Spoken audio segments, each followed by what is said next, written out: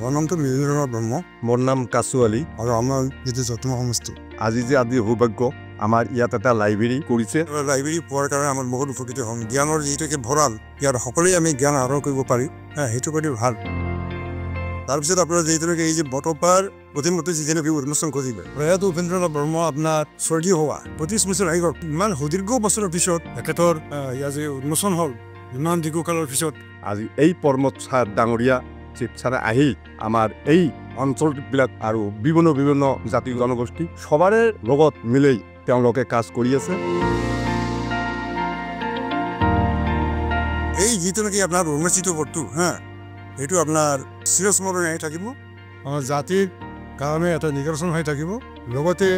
আমাৰ গাঁওবাসীৰ গৌৰৱান্বিত হৈ থাকিব আৰু বিশেষকৈ প্ৰয়াত উপেন্দ্ৰনাথ ব্ৰহ্মৰ যিটো কি পৰিয়ালবৰ্গৰ যিটো কি আত্মা সেই আত্মাটো সন্তুষ্টি হ'ব এই আগন্তুক যিটো নিৰ্বাচন আহি আছে আগু আমাৰ এই প্ৰমোদ ছাৰ ডাঙৰীয়া চিফ ছাৰ হ'ব এইটো খাটা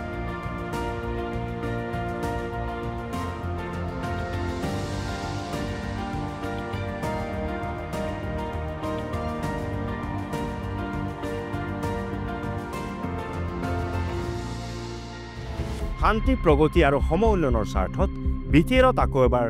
UPPL চৰকাৰ